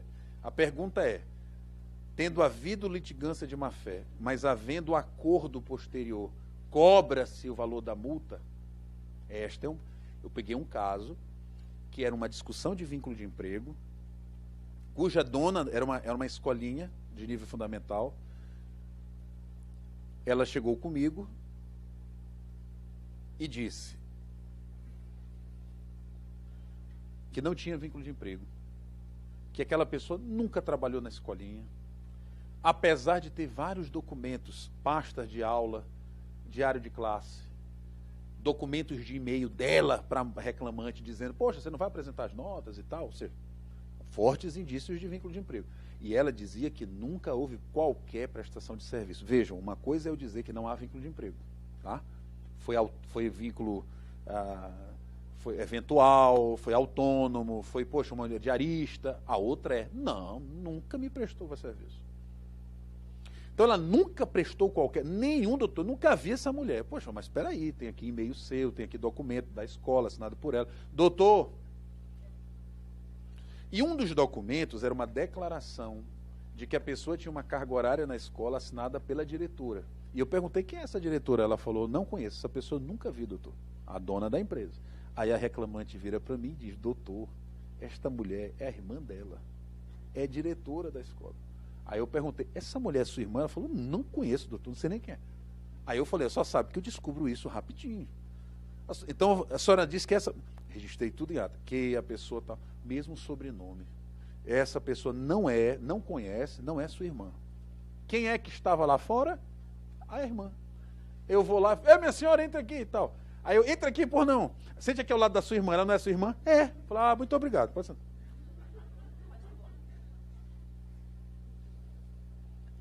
Aí eu falei, olha, aí lotado de advogado na sala de audiência, que já me conhecia, né? Aí eu falei assim, ó, como é que a senhora faz o negócio? A senhora é professora, poxa, sexta-feira, estou aqui para trabalhar, a gente está aqui de brincadeira não, como é que a senhora faz um negócio desse? Não, doutor, é porque eu estou com medo de ser uma condenação muito grande. Eu falei, poxa, mas não justifica, a senhora fazer uma mentira de lavada dessa, que vergonha, a senhora devia se arrepender do que a senhora fez, poxa, não, doutor, aí eu fui, né? Aí registrei em ata, que se arrepende amargamente, que entendeu o caráter pedagógico da minha fala, e tarará e tururu. Aí o advogado, doutor, eu quero fazer um acordo. Pois não, vamos fazer um acordo. Vamos fechar um acordo, entanto, por mera liberalidade. Está fechado o acordo. Aí tá, homologa o acordo. Aí o advogado levanta, calma, doutor, agora eu vou sentenciar a litigância de má-fé. Ele, não, doutor, nós fechamos um acordo. Eu falei, fechou o acordo quanto ao crédito trabalhista. O que me fez de besta eu vou sentenciar agora. Aí ele ficou branco, o advogado. Não, doutor, não pode. Não pode? Espera aí. Uma coisa não tem nada a ver com a outra. Isso é matéria de ordem pública, meu amigo. Não existe isso de você fazer o juiz de besta, enganar a justiça, e não deu certo, paciência, vamos fechar o acordo. Nada disso, não é assim que funciona não. Senão todo mundo chegava para fazer o que quisesse, se não der certo, vai só fechar um acordo. Aí terminou, homologa o acordo, passo a sentenciar no tocante à violação ética do processo. A reclamada fez isto, condena a pagar multa e tal. Aí, doutor, pode fazer acordo? Eu falei, pode.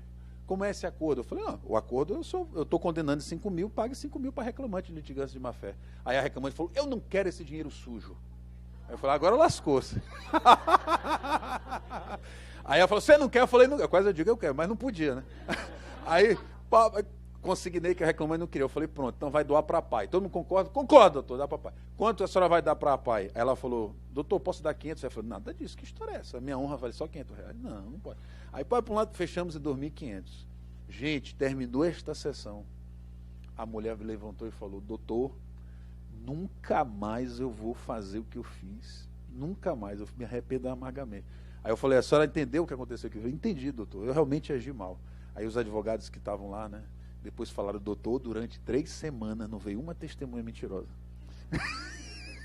Que aquilo foi um efeito pedagógico, assim, cuidado, doutor Ney está aí, nessa hora. Os testemunhas, não, então vamos desistir dessa. Então era um negócio. O que eu quero dizer para vocês é que o acordo não elimina a multa de litigância de má-fé.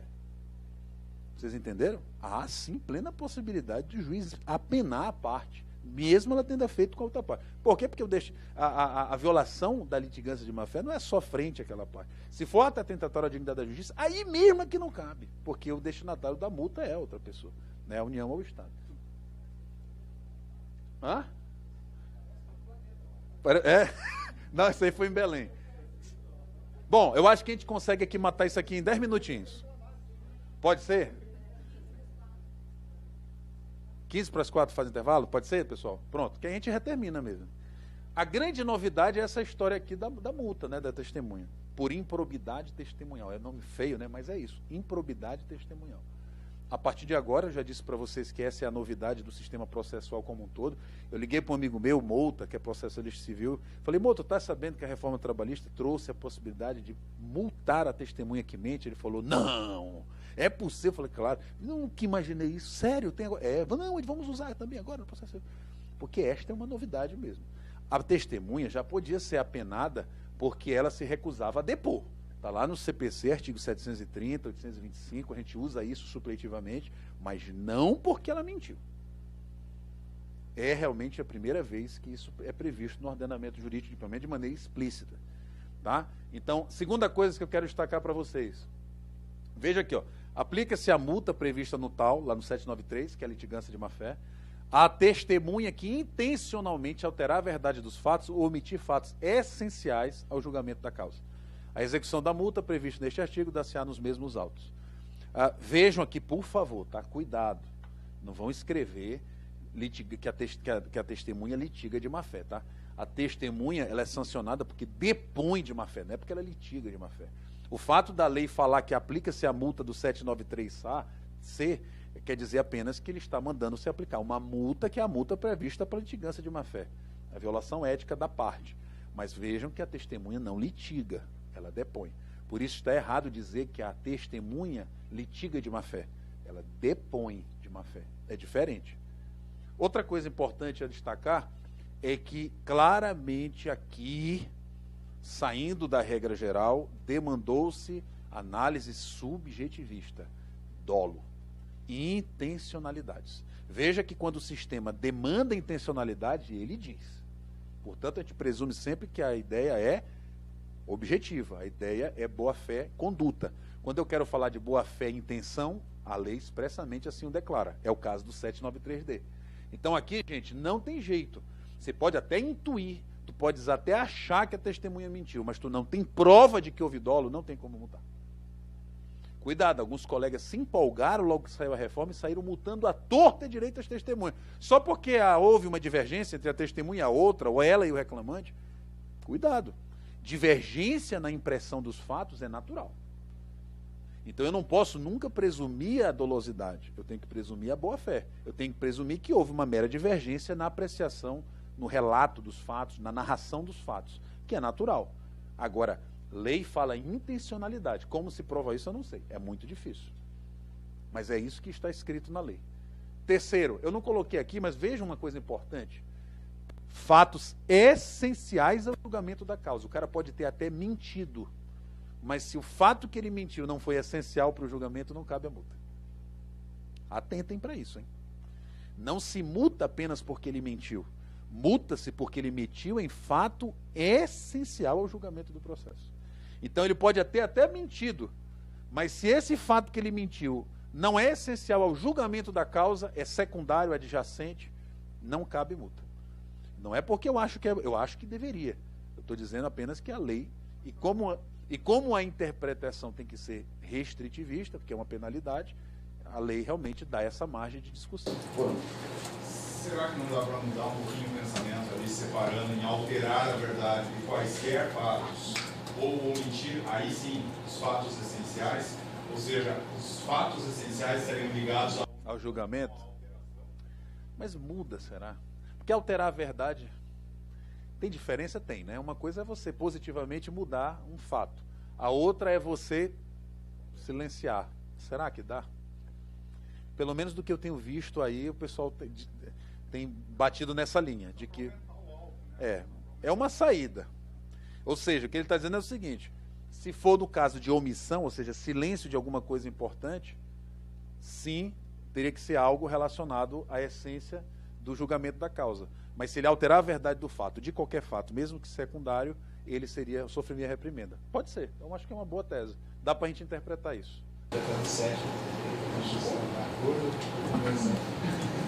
Pois é. É porque gramaticalmente é forte a tese dessa distinção, porque senão seria assim, ó. Gramaticalmente é forte essa tese, porque senão seria alterar ou omitir, alterar a verdade ou omitir fatos essenciais. E dessa forma ficou separadinho, né? É, verdade. Alterar a verdade dos fatos, omitir fatos essenciais. Vamos. Terceira edição da reforma, eu vou te citar na nota de rodapé. Dá mesmo. Vocês entenderam aqui? Ele está propondo que a gente veja, alterar a verdade dos fatos uma coisa e omitir fatos essenciais outra. Ou seja, no caso, uma testemunha que altere a verdade dos fatos em qualquer fato, já caberia multa. Agora, se ele calar, omitir com relação a um fato que é essencial, o não essencial, não caberia multa. Eu vou pensar bem nessa tese. Muito boa, excelente. Avançando, a gente já está indo para o fim. A testemunha agora, antes de tomar o compromisso de dizer a verdade, deve ser advertida não apenas das questões penais, mas também do sancionamento processual. É imprescindível isso, gente. Lá no meu modelão já está mudado. Ela é advertida não só dos aspectos penais, mas também da multa. Eu já digo, fica advertida que se você mentir, se você alterar a verdade dos fatos, você vai incorrer no crime de falso testemunho e pagar uma multa alta. E isto é registrado na ata. Isto faz parte do mínimo de contraditório em ampla defesa. Tá bom? Para a testemunha. Ela tem que saber que ela pode ser apenada com a multa. Tudo bem? Mas, professor, ninguém pode se excusar de que não conhece a lei. Tudo bem. Mas a gente está falando, a gente vai ver daqui a pouquinho que o TST regrou isso muito intrincadamente, né? Exigindo que o juiz abra incidente. Então, para mim, uma cautela essencial é o juiz já desde logo, até por cooperação, dizer, você vai pagar uma multa. Teve uma testemunha que perguntou, que multa, doutor? O senhor não sabe? O seu advogado não falou? Não. Falou, o senhor vai pagar uma multa se o senhor mentir. Falou, vixe, é sério mesmo aqui. Falei, não era antes. Muda um pouquinho o ambiente mesmo. O cara pensa que é uma coisa e é outra. A testemunha informante também está sujeita a multa? Vamos começar a entrar nos detalhes aqui.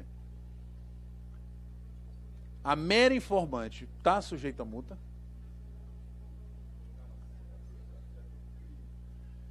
Pois é. Veja bem, o dever de boa-fé é de qualquer que participe no processo em qualquer função. A testemunha informante é testemunha. Ela não está debaixo do compromisso de boa-fé para fins penais, mas para fins processuais de multa, ele é plenamente destinatário da ideia de litigância de má-fé, ou de improbidade testemunhal. Então, mesmo a testemunha informante, ela está passível de sofrer reprimenda por multa, por mentir no seu depoimento. Pode ser aplicada de ofício? Pode, porque lá no caput do 793D diz, aplica-se a multa do 793C. E o 793C fala em atuação de ofício. Então, o juiz pode aplicar de ofício. Quem será o beneficiário da multa? Quem é, gente? O da litigância de má-fé, quem é o beneficiário? A parte contrária. E da multa aplicada à testemunha? A lei não fala. O que a gente deduz? Se a testemunha arrolada, mentirosa, é do autor, quem recebe? Quem seria prejudicado com o depoimento? O réu. Se a testemunha arrolada pelo réu é a mentirosa, presume-se que ele quer. Agora, se a testemunha arrolada pelo autor e ela veio mentir para desfavorecer o autor, a multa vai para quem? O autor está penalizado, mas veja bem, a gente descobriu que ela mentiu. É o autor, gente. Então é possível que a multa aplicada a uma testemunha arrolada pelo autor reverta ao autor, se ficar provado que esta testemunha veio mentir contra o autor. Quem recebe é quem vai ser prejudicado pelo depoimento ímprobo. Tudo bem? Isso aqui já são construções que a gente faz porque a lei não diz. A gente tenta propor razoabilidade. Diga. Apenas uma parte nessa questão do destinatário da multa. Logo que enfim, veio a reforma e a gente começou a se debruçar com um pouquinho mais devagar sobre essas questões, também me pareceu que o beneficiário seria a parte contrária daquela que convidou a testemunha para depor. Mas eu refleti um pouquinho melhor sobre essa temática e pensei que essa mentira da testemunha está muito mais ligada a um desrespeito à corte, ao contempt court lá dos Estados Unidos, ou seja, estaria muito mais ligada à ideia de um desrespeito ao poder judiciário. E quando o 793D faz menção à multa da litigância de má-fé, penso que ele faça menção simplesmente à base de cálculo e percentual, mas não necessariamente ao destinatário. Então, já tive a oportunidade em julgar algumas situações e destinei o valor para, normalmente, a União, mas lá na nossa região a gente costuma reverter, enfim, para órgãos assistenciais, etc. e tal. Numa delas houve recurso... Quanto ao destinatário? Quanto ao destinatário e houve confirmação da decisão. Em outras não houve recurso ou eu não acompanhei. Essa tese também é levantada, tá? Eu já li.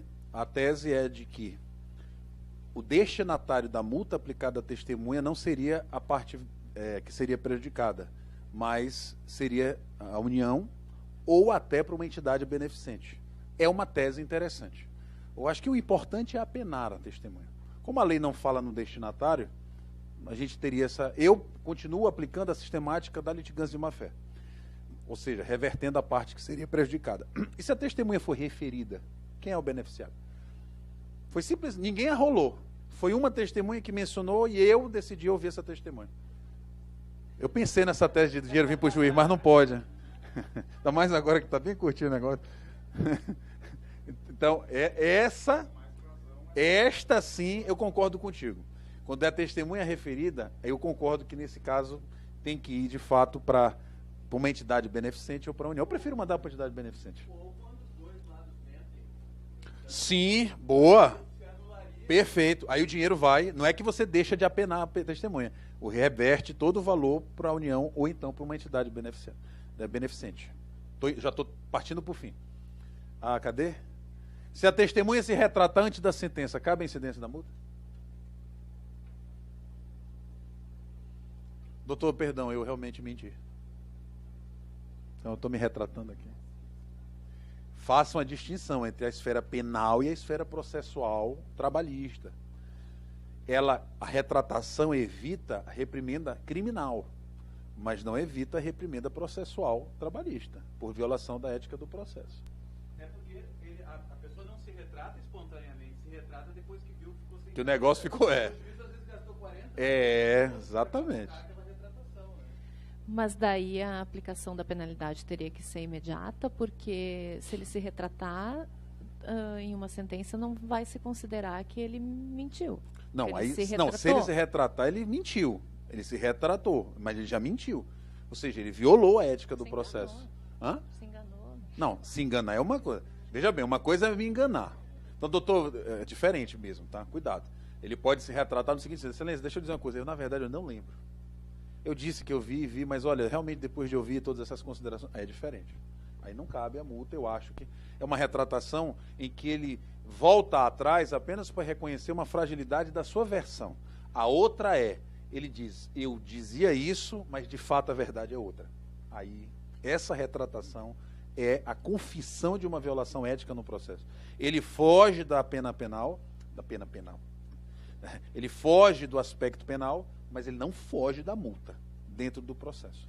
Isso é polêmico, tá? Esta é uma tese que a gente abraça no livro da reforma. Cadê? Pode servir pelo menos como critério de dosimetria da multa? Pode, essa é uma proposta que a gente faz no livro. Pode até não afastar a multa, mas eu posso diminuir a multa porque ele pelo menos voltou atrás dentro do processo e me permitiu fazer um julgamento justo. Entenderam? Então eu considero a retratação apenas para valorar o valor da multa, mas eu não isento ele, não o deixo privado da reprimenda processual. Tudo bem?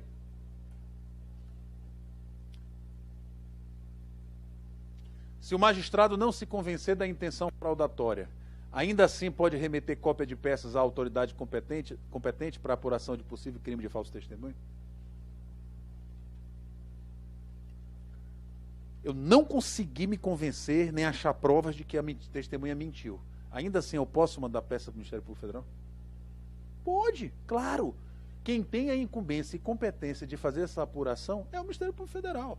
Então, mesmo se eu tiver dúvida, eu posso encaminhar. Ou seja, ainda que eu não tenha segurança de aplicar a multa processual por improbidade testemunhal, eu devo encaminhar para o Ministério Público Federal se eu tenho indícios de que houve mentira. Tudo bem? Eles lá é que vão apurar isso. Então, uma coisa não impede a outra. A testemunha pode recorrer da sentença que a condenou por improbidade testemunhal? Claro, sim. A testemunha recorre como terceira interessada. Ela deve recorrer, tá? Se ela realmente não concorda. Por isso que o juiz deve, portanto, intimar da sentença a testemunha. Ora, como é que ela vai se defender? Então, se você condena uma testemunha na sentença, essa multa, você deve mandar intimá-la pessoalmente, e eu acho que até por oficial de justiça, para ter mais segurança de que ela recebeu a notificação. Por quê? Porque ela pode recorrer. A parte pode recorrer, professor? A parte recorre para tentar salvar o material probatório a seu favor. Mas ela não pode recorrer apenas para tentar retirar a multa. Quem tem legitimidade para isso é a testemunha, não a parte. Então, cuidado. Se o recurso é unicamente para afastar a multa, ele não tem legitimidade, a parte. Quem tem que recorrer é a testemunha. Agora, se a parte recorre para dizer, doutor, o senhor foi muito rigoroso, não é por aí.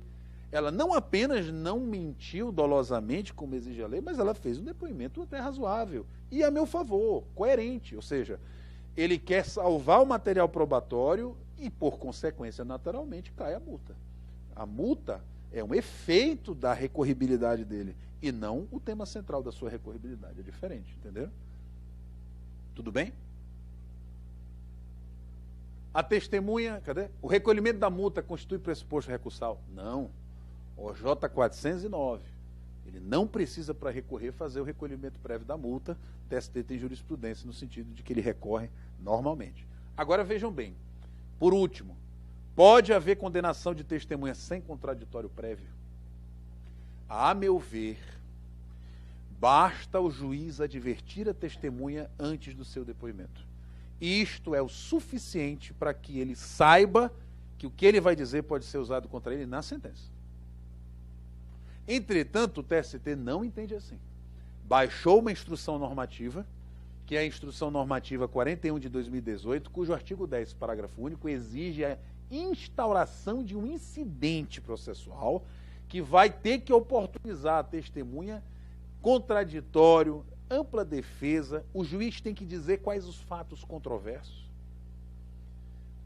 Ou seja, na verdade, criou um incidente onde a lei não diz que tem que ter incidente. Qual a saída, tá? Porque a gente aqui não está só para falar de teoria, né? A gente está falando de prática. O que eu faço na prática? A minha recomendação: abra o incidente. Entretanto, evite fazer isso na sentença. A pior coisa é você estar com a sentença para fazer e, converto em diligência para abrir prazo para a testemunha falar sobre os fatos tais, porque eu estou pensando em mutá-la. Aí é processo caranguejo, né? Vai para trás, não pode. Eu recomendo aos colegas o seguinte: independentemente se você vai julgar o processo, recomendo que, terminada a instrução, terminado o depoimento, e tendo indícios de que houve improbidade testemunhal, na hora abra o incidente dizendo: testemunha tal, tenho grandes indícios de que você está mentindo no ponto tal do processo. Gostaria que o senhor falasse sobre isso neste momento. E a testemunha: eu estou achando que o senhor está mentindo nesse ponto. Por quê, doutor? Porque esta testemunha disse isso, essa testemunha disse isso. E está diferente do que o senhor está dizendo. O que o senhor acha? Doutor, pensando bem, realmente não era bem assim.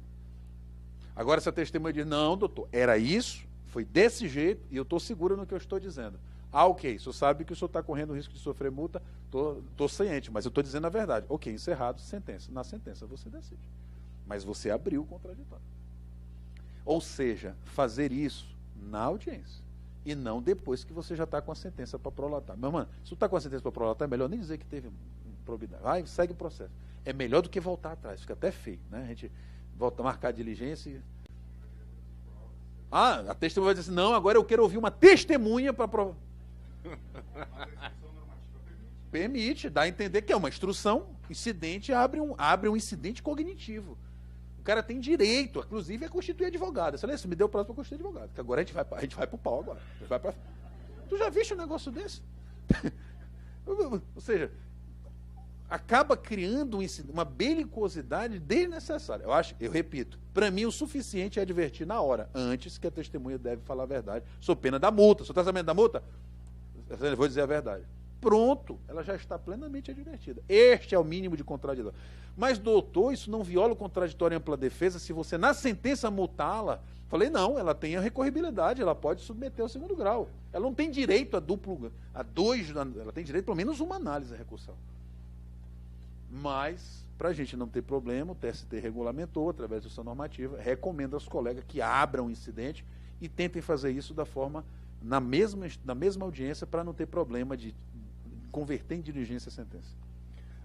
O senhor entende que a testemunha, para se manifestar nesse caso, e também para interpor eventual recurso, deveria constituir advogado? Não. Para mim, não precisa ter advogado. Pelo menos no âmbito da instância ordinária, não precisa. Então, em tese, ele poderia, inclusive, recorrer se a sentença for em audiência na hora. Ela teria possibilidade, seria uma extensão, porque no processo do trabalho a informalidade ainda é um vetor e ele está ali para se defender. Eu acredito que é possível, sim, ele exercer o jus postulandi, uma modalidade de jus postulandi superveniente, digamos assim, né, para defender o seu interesse. É possível. Não tinha pensado nisso, mas é interessante. Tudo bem? Podemos... Alguma pergunta mais? Tranquilo? Eu não sei se eu consegui tocar todos os pontos aí desses... Eu acho que sim, né? Ok, então a gente vai ter um intervalo? A palavra está com a Adriana. Sim, nós vamos para o intervalo, então combinamos 4 horas de volta aqui para os grupos, pode ser? Ou as salas, quem for dos grupos das salas, e o Dr. Ney vai continuar com a gente, ao final a gente faz o nosso agradecimento a ele. Obrigada.